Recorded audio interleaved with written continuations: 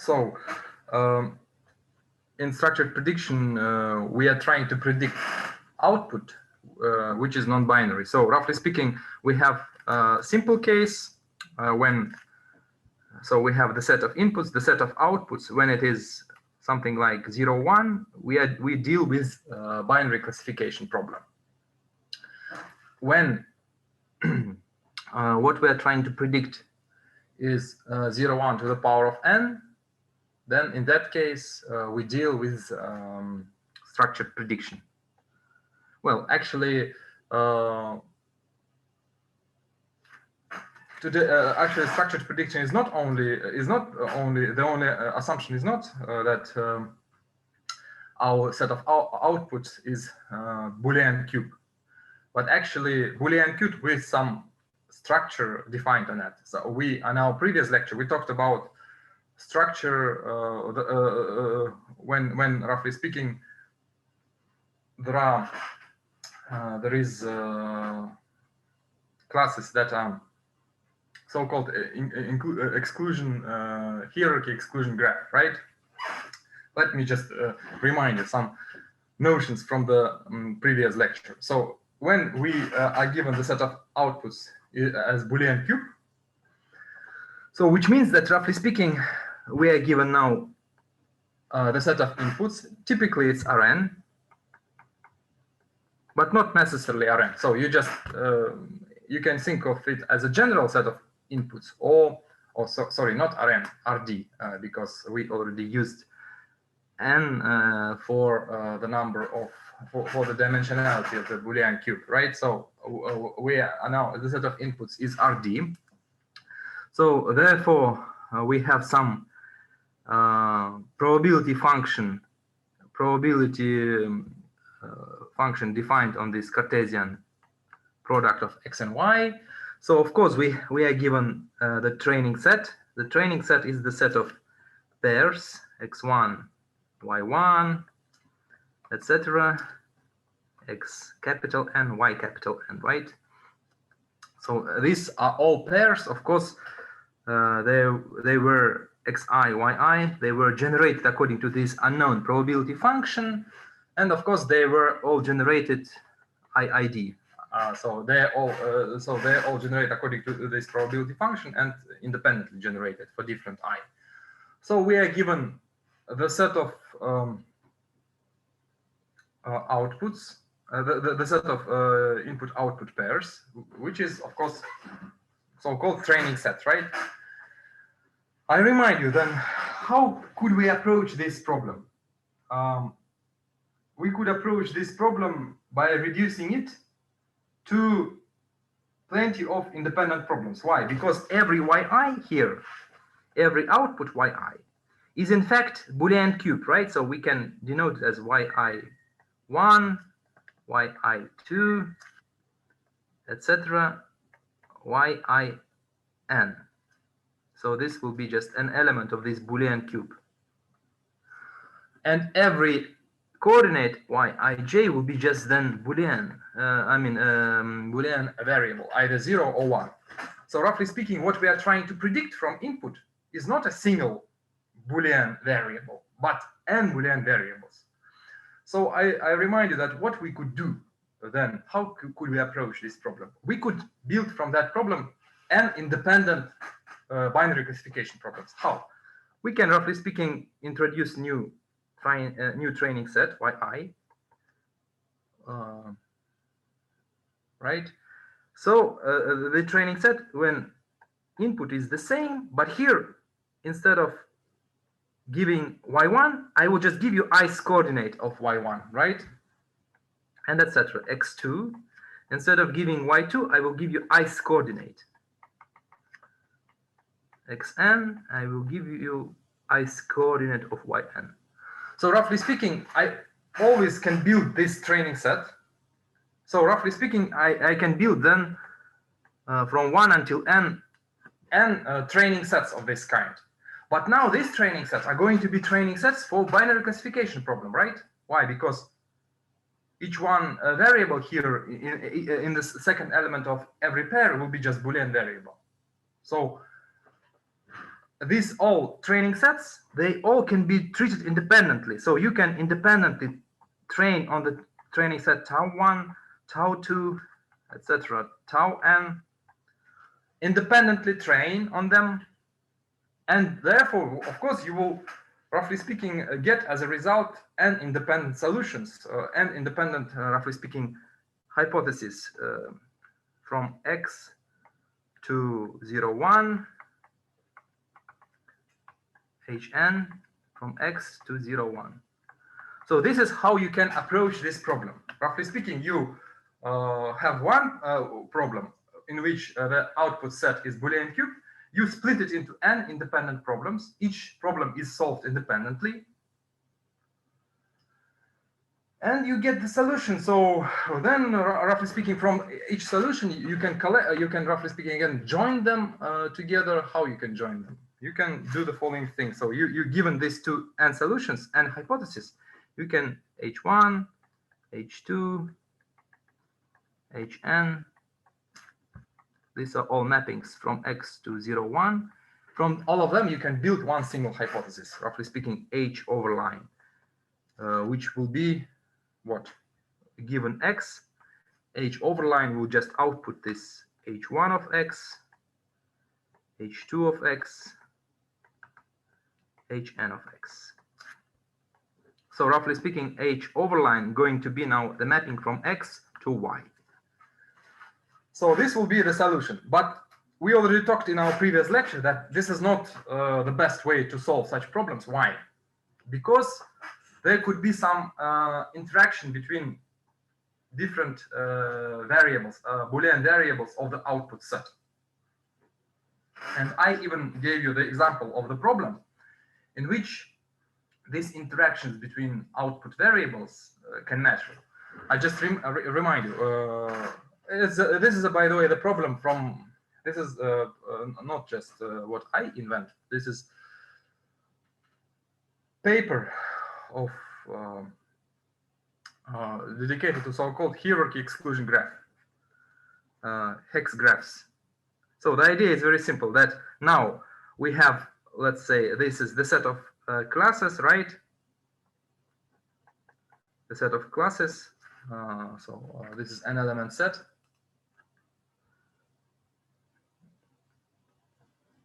One, two, until n, right? Then we are given EH and so roughly speaking, we are given the set of so-called hierarchy edges and the set of so-called exclusion edges. So this is a graph, but actually this is not a graph. This is so-called structure, because we are given kind of two graphs on the same set of vertices. We are given two graphs, two set of edges. First of all, this hierarchy edges will be directed, but exclusion edges will be undirected. So roughly speaking, we are given kind of two graphs on the same set of edges. The first graph will be directed graph, the second will be undirected graph. And the idea is very simple. So when now we are considering the set of outputs, 0, 1 to the power of n, you can, roughly speaking, this set of outputs can be written down as 0, 1 to the power of v. So roughly speaking, this is the set of all assignments of 0, 1 to elements of v. So this is the set of all assignments, the set of all functions from v to 0, 1. Right? Then every such hierarchy exclusion graph, it defines so-called possible assignments. So what does it mean? It means that the assignment, let's say this assignment from v to 0, 1, so is allowed when for any vertex uv from hierarchy from hierarchy graph, right? From h we assume that, roughly speaking, what we assigned to U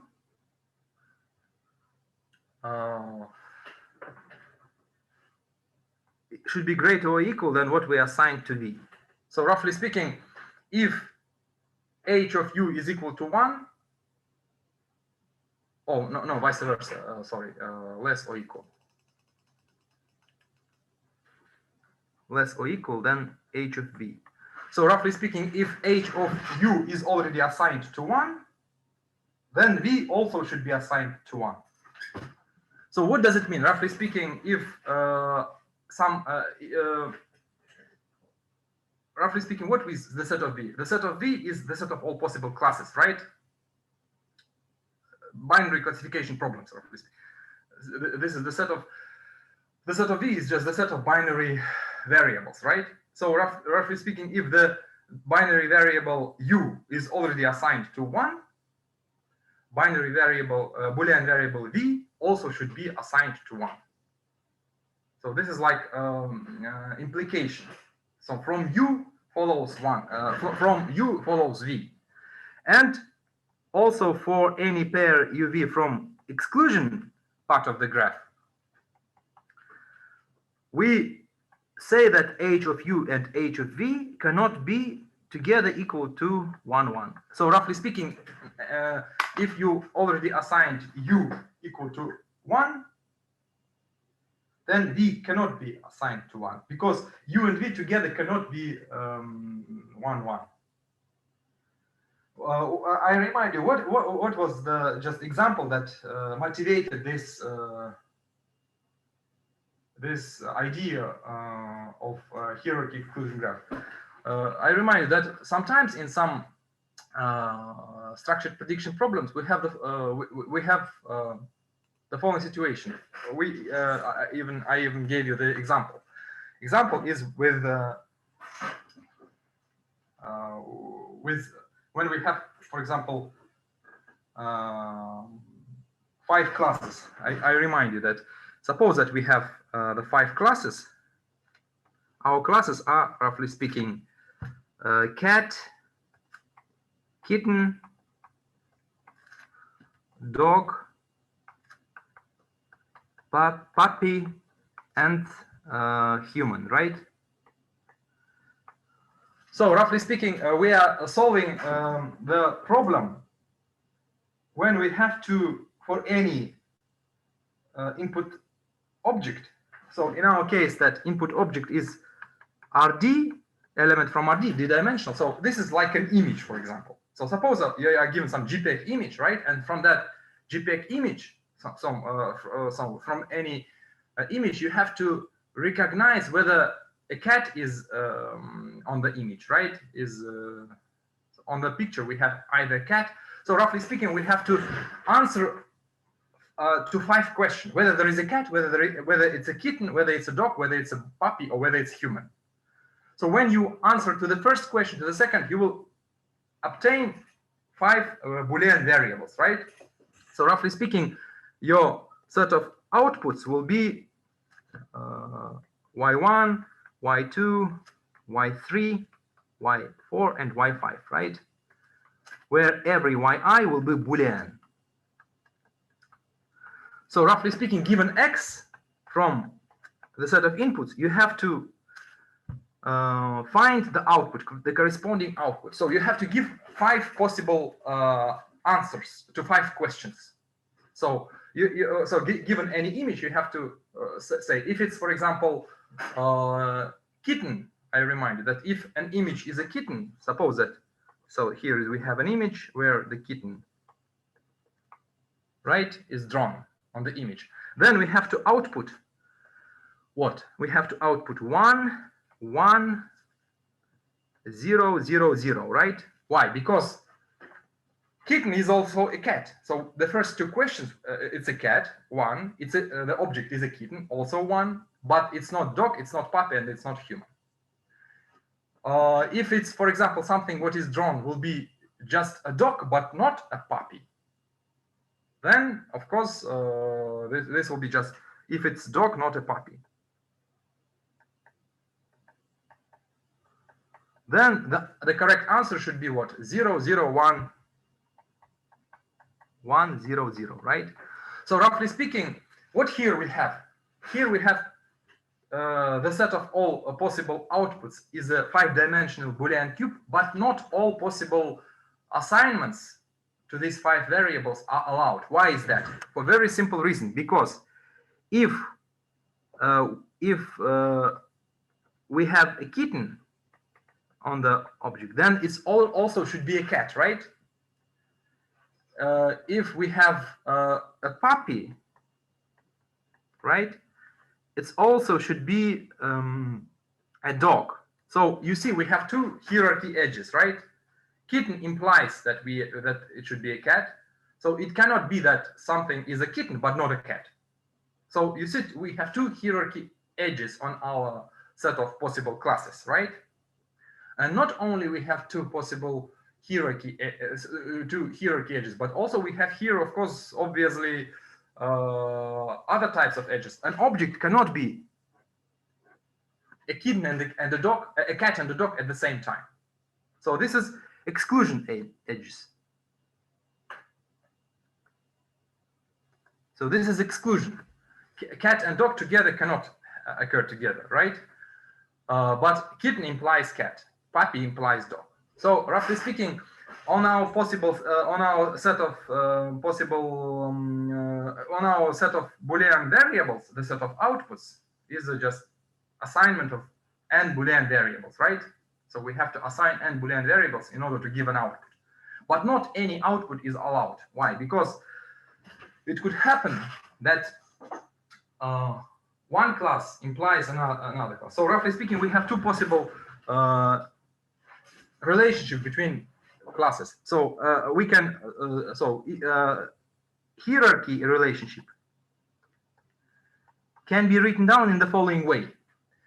Hierarchy means that the class C1 implies the class C2, roughly speaking. Let's draw it properly. So hierarchy YC1 implies YC2. So roughly speaking, if the variable that corresponds to the class C1 is equal to true, is 1, then the variable that is corresponding to the class C2 also should be equal to 1, because roughly speaking, if our object is in the class C1, then it should be also in the class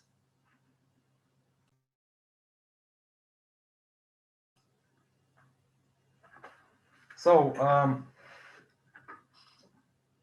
roughly speaking, here it's a good example is whether our object is a kitten, then it should be a cat, because cat is a wider class than a kitten, a set of kittens, right? And also we have exclusion. Exclusion. How? What exclusion means? Exclusion means that 2 classes, that an object cannot belong to 2 classes at the same time. So it means that roughly speaking, YC1 and YC2, this leads to contradiction, to false. So this is cannot together happen.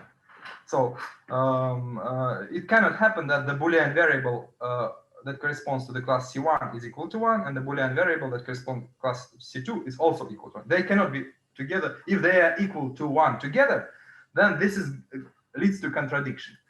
So we have some set of pairs that are connected, pairs of classes that are connected with hierarchy edge, and some classes are connected by exclusion edges.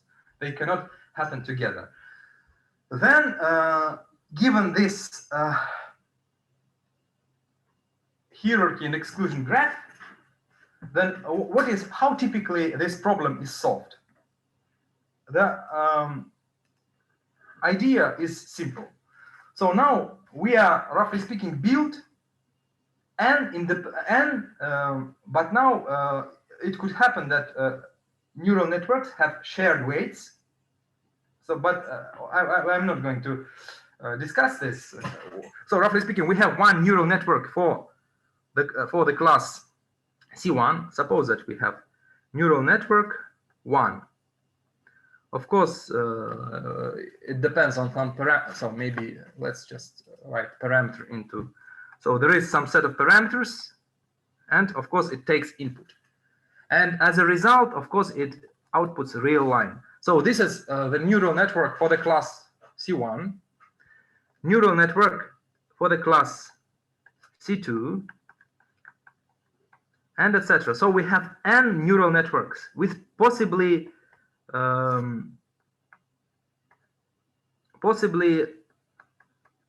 shared weights. So the idea is very simple.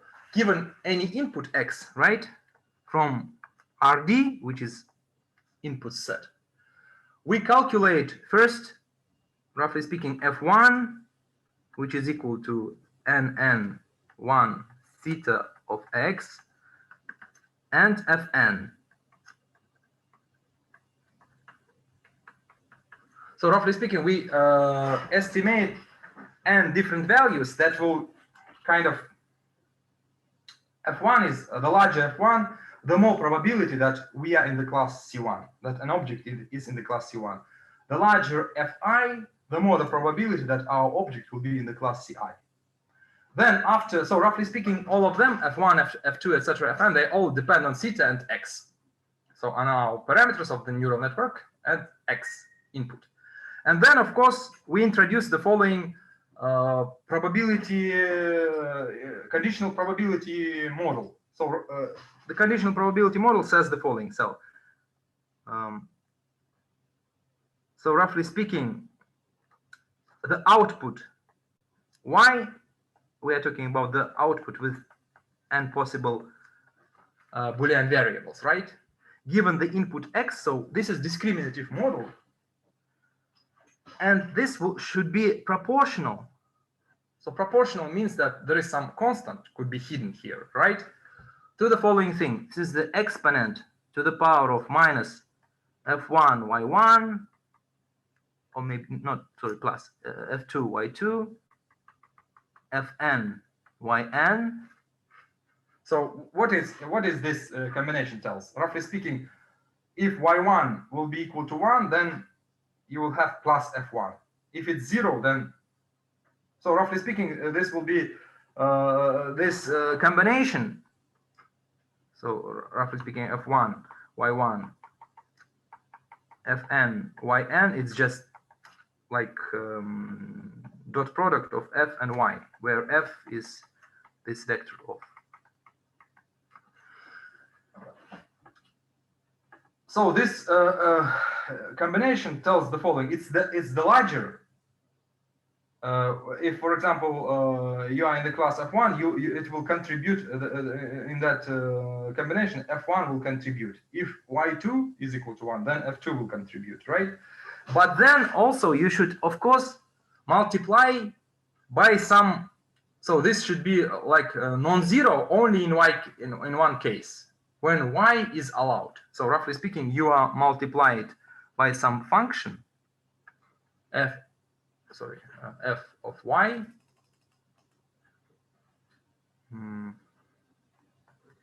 f of y, right?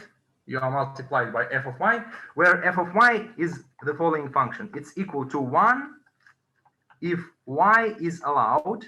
So roughly speaking, if all the assignments to n Boolean variables satisfy this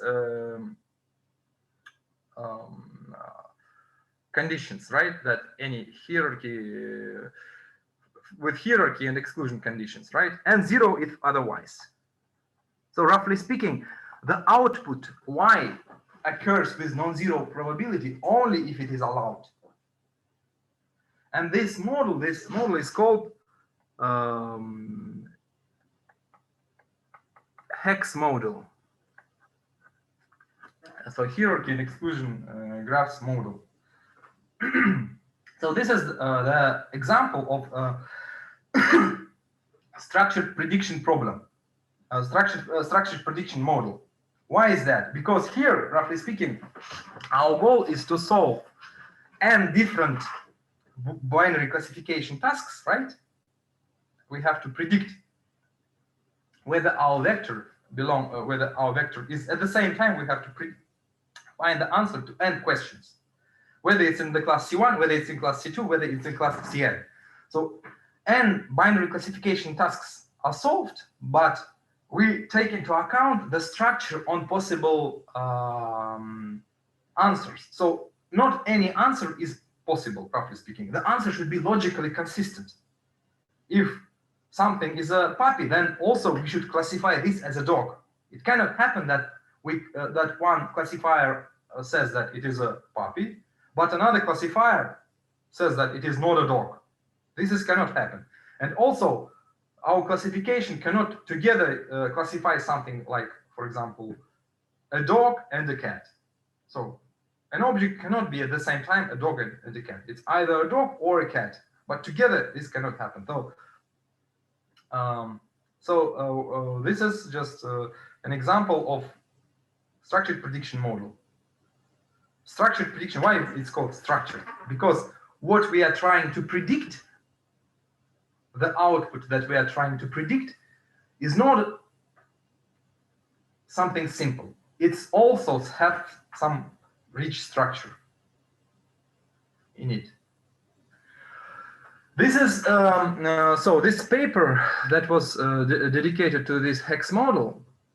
You can find it in the textbook, no, in the internet. You can just hex. Sometimes, if you so it's so-called hex conditional random field model. So now let's next talk about more interesting from my perspective. This is the continuation of hex model, which is not yet published.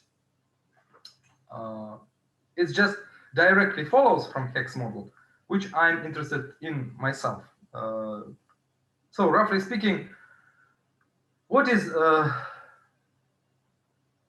next to be done with that hex CRF model? We have to consider more complicated cases. When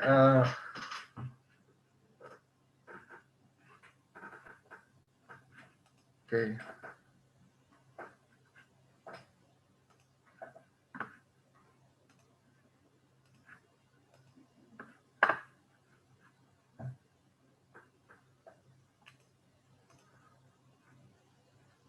So now let's consider the case when the set of all possible outputs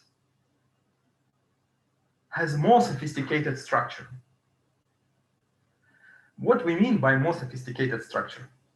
By that we mean we now want to express more sophisticated, more complex restrictions on the set of the set of allowed assignments can be more complicated in our next example.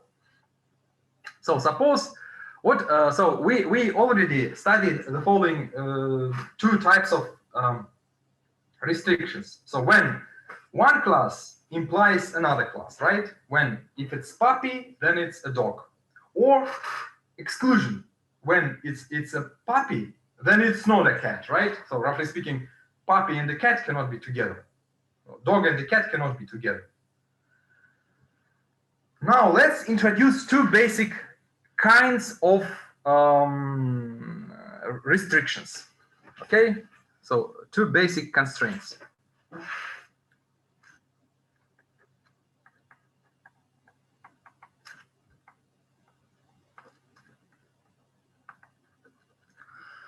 So the first kind of constraints is when let's say a certain combination of when something is in the class C1, and also if it is in the class C2, and etc. if it's also in the class CK, then this object should be also in the class C0. So this is kind of more complicated kind of hierarchy. So we can infer that an object belongs to the class. So roughly speaking, we have now n classes, right? And if you fix k classes, some k classes, C1, C2, Ck, if some object at the same time belongs to k classes, C1, C2, Ck, then this object can also, we restrict this object to be also in C0. So this is the first kind of implication, right? And this, by the way, this kind of implication are sometimes called pure horn clauses. Pure horn clause. So when, roughly speaking, k properties is satisfied, then k plus first property is required. Then there is also the second kind of, so this is the first type of constraint, the first type.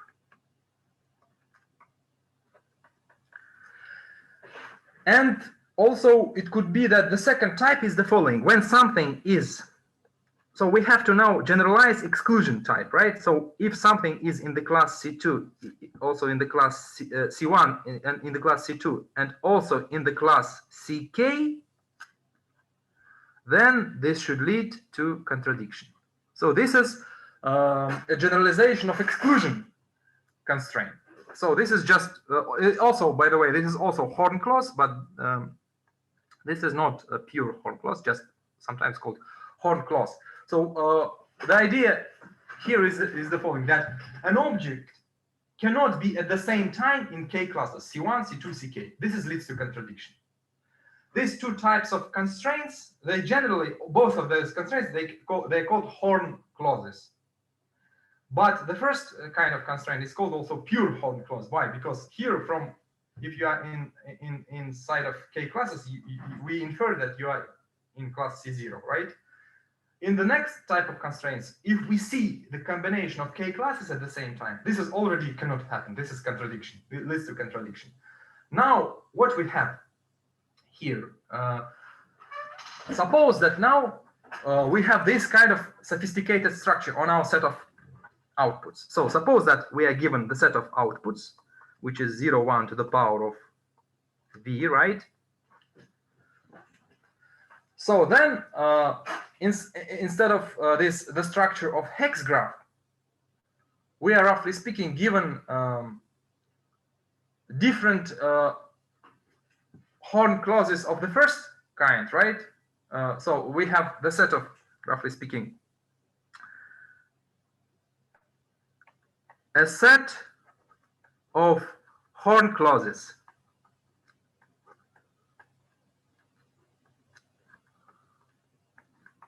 So roughly speaking, we have this set of classes V, right? And we are given a set of horn clauses over V. And now our model will be new kind of model, which is very simple. So now we are introduced again the set of allowed assignments. So is allowed if and only if all horn clauses from S are satisfied. So roughly speaking, we now only those assignments from Boolean cube are said to be allowed if this assignment satisfies all horn clauses from the set S. So roughly speaking, now we have more sophisticated structure than just hierarchy exclusion graph. We have general structure, the set of horn clauses on our set of classes, right? And we require all horn clauses to be satisfied. So roughly speaking, the standard hex graph model is just this model. When we so what is, roughly speaking, hex graph model? In hex graph model, k is equal to 2. K is equal to 1. Sorry. So pure horn clauses, k is equal to 1, and in just general horn clause, roughly speaking, the number of variables that are involved in the horn clause should be equal to 2. If the number of variables that is in each horn clause is equal to 2, we come to the previous model, to the hex graph model. Now we are considering more general case when any number of variables allowed in horn clauses. So we have a set of horn clauses, and then the set of all assignments is said to be allowed if all horn clauses are satisfied. And of course, we have now the generalization of CRF hex model. The general here, generalization of CRF hex model will be the following: that the probability of output y given input x will be again e to the minus, actually plus f dot product y in the same expression as we had before. So roughly speaking, we have again n neural networks that predict n different classes, right?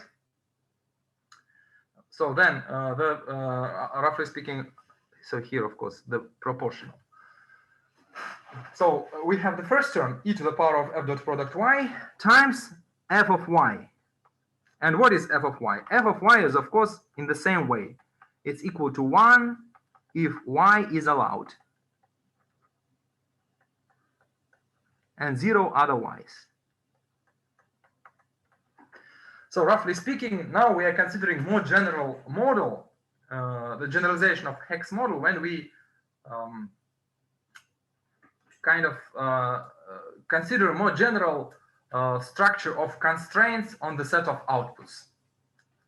Now, let me just, before I will proceed, let's just give an example where this sophisticated structure could be, in which problems it could be very interesting. You can imagine many different problems in which this could be very helpful. But I will just give you an example, a very important example, which is medical diagnostics problems of medical diagnostics. You mean mathematical imaging? No, medical diagnostics means what? Roughly speaking, now we have to predict the output, right? But so first of all, what roughly speaking a doctor does? What is the work of a doctor? Someone a patient comes to a doctor, and doctor's goal is first learn all the symptoms, right? The person who comes to you, he has many different symptoms. For example, whether he has headache or not, whether he has stomach ache or not, right? Whether he is tall or short, so there are many different features that a doctor can gain from just talking to a patient. Also, a doctor, besides symptoms, also doctor can learn just characteristics, any kind of characteristics of the patients, just features of this personality, plus also some results of some analysis, right? So doctor can ask for some analysis like blood analysis, etc., etc. So roughly speaking, every patient becomes X from RD. Just a feature weight, just a vector of features. Of course, not all. Of course, the art of treating the patient is, so it's very ancient and complicated art, right? So I'm simplifying here as if just vector is given. Of course, in practice, what? In practice, if it's easy case, then nobody is asked from you just to make some additional analysis, right? If some heavy case, then you will ask it to be made to have some additional analysis to learn more. So roughly speaking, this vector X, there are plenty of undefined features there in general, because some properties are not needed just to make a diagnose, right? And then what output of the medical diagnostics? The output is, roughly speaking, what disease the person have, right? So we have to predict some output, and also how to treat that disease. So roughly speaking, which drugs to give, or maybe what kind of what we should prescribe, what kind of drugs we should prescribe, or maybe what kind of activity we should prescribe, or maybe what kind of clinic we should prescribe, right? We should prescribe to that patient. So roughly speaking, our output is always, it's not something simple. It will be Boolean vector. So roughly speaking, first of all, this Boolean vector should be an element. So roughly speaking, the doctor classifies whether the person, for example, we should ask many propositions, roughly speaking, about, we should define many different propositions about the patient. For example, whether this patient is, let's say, has coronavirus or not, for example, right? The class number 1. It could be corona patient or not, coronavirus or not, right? So there is one proposition. We have to find out whether this person has coronavirus or not. 0, 1 Boolean variable, right? Then maybe the second question is, for example, is it bacterial or not, for example? Bacterial or not, for example, right? C2, maybe virus, any general virus or not, right? Then maybe whether to give him some, let's say, antibacterial drug, some how it's called, antibiotics, right? Antibiotics or not, for example.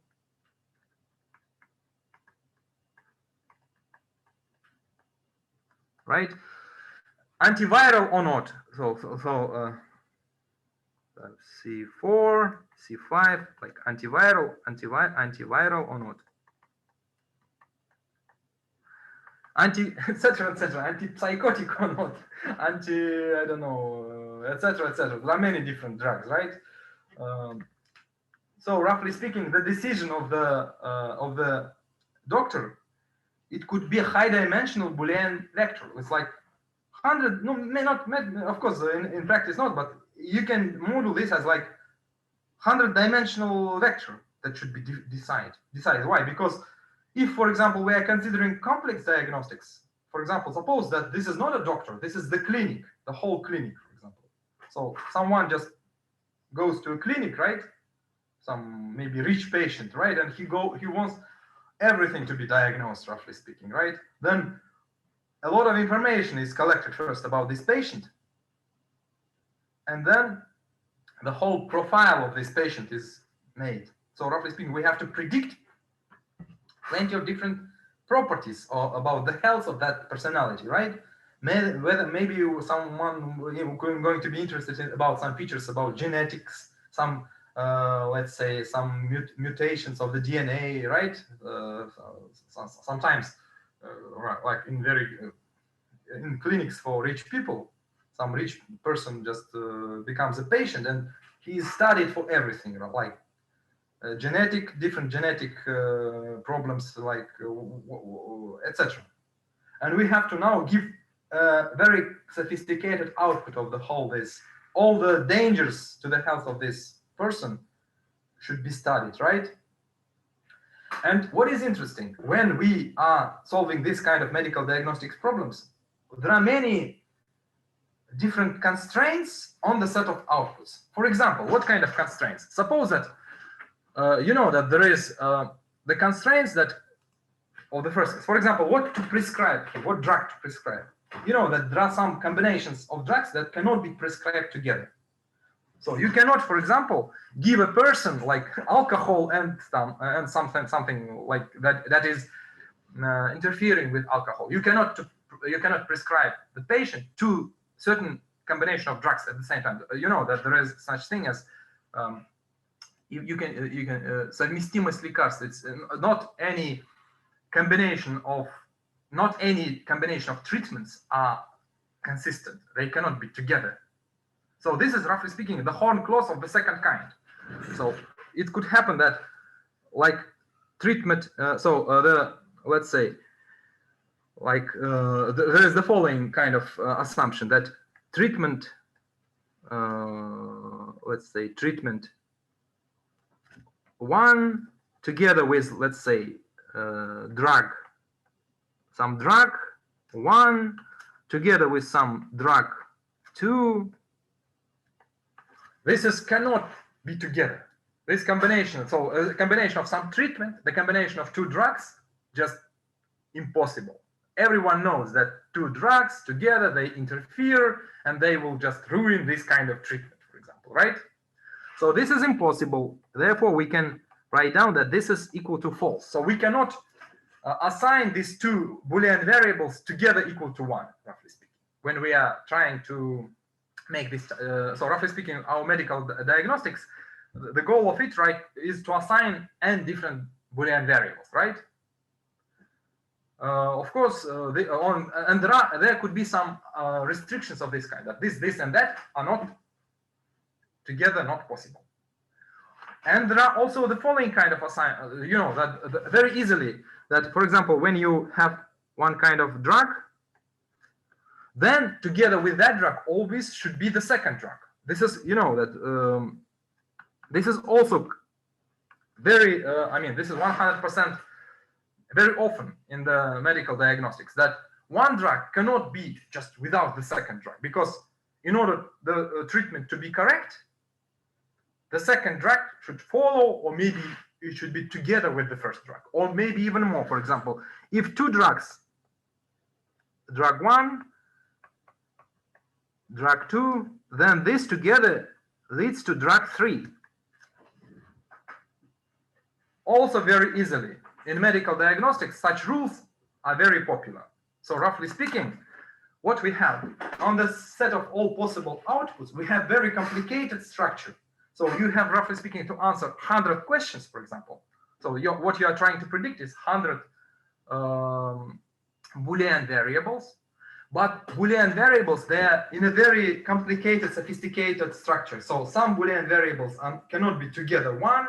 Some Boolean variables can lead to, so if this set of Boolean variables are equal to 1, then the third or fifth some Boolean variable should be equal to 1. So you see, there could be some sophisticated structure. So then, therefore, what you want to give, what you want to output, should be consistent. It should be allowed. It's not. So what you are trying to predict is not an arbitrary vector, but only such Boolean vector for which everything is consistent. All the constraints are satisfied. And then you, of course, come to the model that we just introduced. So the generalization of hex model, hex CRF model, when, roughly speaking, you have now kind of n independent binary classification problems, right? So every feature, what you are trying to predict, and you are kind of every feature you solve as a binary. So you have its own part of the neural network that predicts its own feature, right? So the class number 1, whether you are in the class number 1, whether you are, so you have n different neural networks, right? The neural network for the first class, the neural network for the second class, the neural network for the nth class. This neural network could be complicated. There are many shared weights, roughly speaking. So roughly speaking, you have weights. So the same weight of the neural network can be present in the first. So there's the same weight can be present in the first neural network, in the second, etc. Some weights could be shared. So you are trying to predict n. You are trying to answer using this neural network n different questions and different binary classifications, but your answer should be consistent. If you say that drug 1 and drug 2 should be given, then your answer should be drug 3 also 1. And this is, and here we come to a very interesting area of machine learning. This area is at the join of 2 sciences. So there is the first science, which is deep learning, right? And there is the second science, which is logics. So roughly speaking, this is a combination of 2 cultures. Of culture of deep learning and the culture of, so roughly speaking, this is, let's say, deep learning.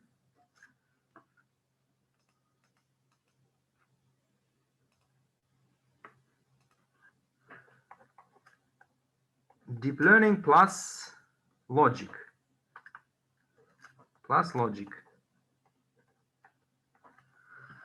Why is that? Because of this, roughly speaking, interesting phenomenon, that how our model is given. Our model is given the following way: y given x is proportional to e to the f dot product y times some formula f of y. F of y will be 1 when our assignment y satisfies a number of constraints, a number of Horn constraints, right? And here, how then further deal with that? Let's say we deal in the following way. So we take the logarithm from both sides, right? Logarithm of probability y given x will become then what? It will become some constant, because there is some constant hidden, right? Plus f dot product y. And there is also this logarithm of f of y, roughly speaking. Okay, let's write down logarithm of f of y. So roughly speaking, what will be the logarithm of f of y? It will be just it will be equal to 0 if y is allowed, and it will be equal to minus infinity if otherwise. If, roughly speaking, y is not allowed. Then we can, what does it mean that y is not allowed? Y is not allowed if one constraint is violated, right? So therefore we can write down that this thing will be equal to the following thing. It will be just the sum, and here in the sum should be the summation of let's say all Horn clauses of the first kind. So suppose that we have the Horn clause of the first kind, right? From S. So for any Horn clause, there should be some energy term that depends on the assignment of yc1, yc2, yck, and yc0, right? So this energy term is, roughly speaking, if assignment to these specific variables doesn't satisfy this Horn clause, it should be equal to minus infinity. Otherwise, it is equal to 0. And plus the energy term. Let me. So for all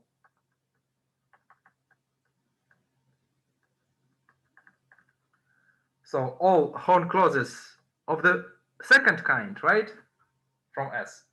Then the same thing here should be the energy term yc1, etc., yck. So roughly speaking, every energy term should be equal to this thing. Let me here write it down. So the energy, roughly speaking, for any Horn clause yc, so if we have some Horn clause y,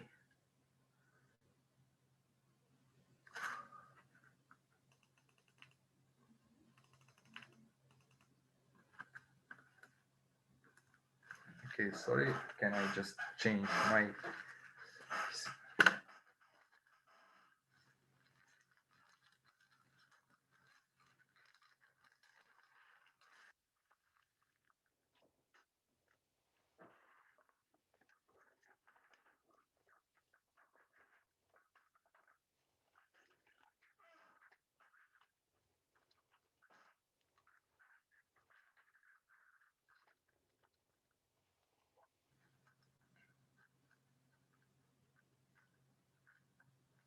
so when we have, roughly speaking, the Horn clause C2 and CK of the first kind, right? Then to that Horn clause we have the energy term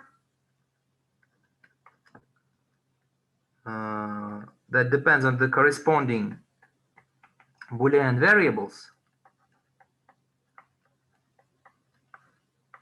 And this thing will be equal to 0 if, let's say, yc1 times yck should be less or equal than yc0, right? So roughly speaking, if the first c1, c2, ck are all assigned to 1, then yc0 also should be equal to 1. Then this energy term will be equal to 0. And minus infinity if otherwise.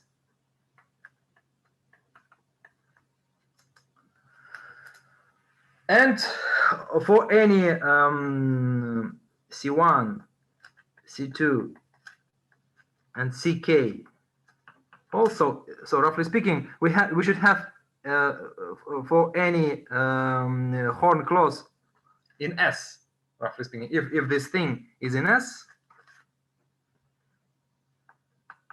then we should have this energy term, right? And also for the second kind of clauses, for this kind of clauses, also in S, we should have analogously, we should have this energy term EC1, YC1, YCK, which will be equal to, again, 0 if, let's say, YC1, etc., YCK is not equal to 1, etc., 1. And minus infinity if otherwise. So roughly speaking, what we have then? We have then the following thing, that our logarithm of probability of y given x will be equal to some constant, some f dot product y, and to that we should add this energy term. This is just the sum of these energy terms, yc1, etc., yck, yc0, for any rule, for any constraint of the first kind, right?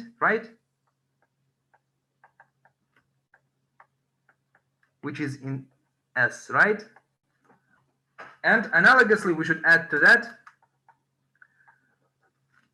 the summation for any constraints of the second kind. We should also have corresponding energy term. And this will lead to the following kind of model. It turns out that this kind of model is a special case of a certain branch of machine learning, which is called, so this is a special case of so-called conditional random field. So conditional random field is some general family of models. Let's now I will just mention that so-called conditional random field. So the general definition of conditional random field, so sorry, CRF.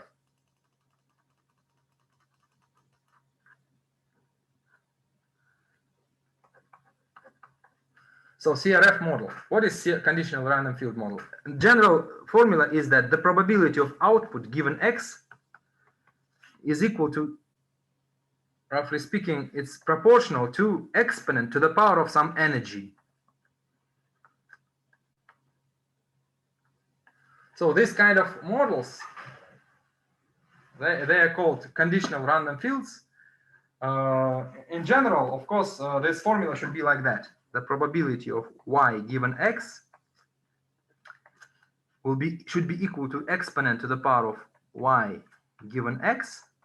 But here we should have the normalization. So what should be the normalization? All possible values of y should sum up to 1, right? The probabilities. So therefore, we should here have the summation of exponent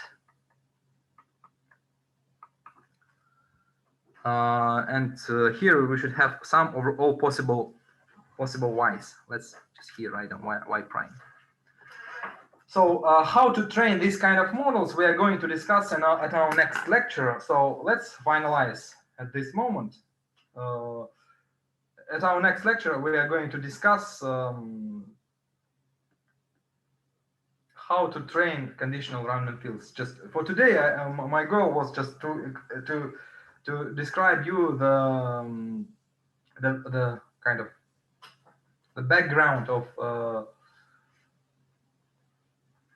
structured prediction. So what we learned that the structured prediction problem is just a special case of conditional random field, because in structured prediction we can write down the whole the probability of y given x in the same way as is in all conditional random fields model. So therefore structured prediction models should be trained as a conditional random fields model. And what are the basic problematics of conditional random field? We are going to discuss at our next lecture. But let's finalize on that. Do you have any questions? Okay, Professor. Approximately how much time these kind of models take to solve problems in practice, I mean? How much time what? Approximately how much time these kind of models take to solve the problems in practice? You mean computationally? Yeah. Well, there are different cases.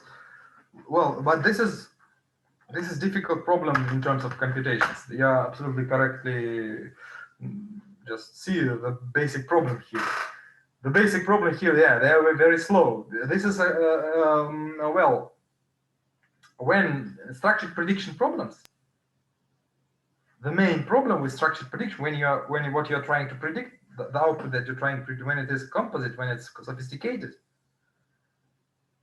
the time grows exponentially, unfortunately. So roughly speaking, if you want to solve such kind of problem, when the number of classes, for example, that you predict is 100, this will take a lot of time. The training process could take weeks. So it's just, well, it depends on the problem, roughly speaking. We are so far haven't discussed any specific, but for example, here in medical diagnostics, it's very, very, very sophisticated problem. In medical diagnostics, when the number of questions that you have to answer is like not 100, even 20 problems, 20 questions.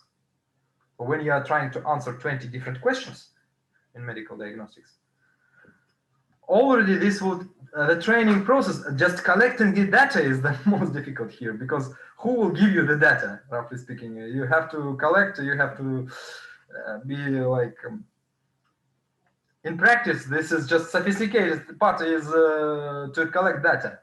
So you should be working in some hospital, so you should be allowed to that data, right? So it's very complicated. To collect the data on the patients is also very difficult. It's not so easy. So this will take you a lot of time if you're really going to work in that. To collecting the data is a very complicated process. Then after that, training your conditional random field will take weeks just computationally on the server. Server will just compute. So if you have 20 questions, it could happen that everything will be trained quite, I mean, not weeks, but long process. So this is the basic problem. The computational problems, the computational issues are very key problems in that science. Mm-hmm. You are absolutely correct to see that. Okay, I got it. Thank you.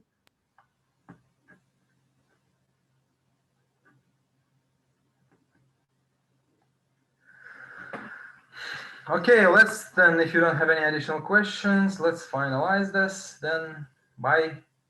Bye. See you. Thank you. See you.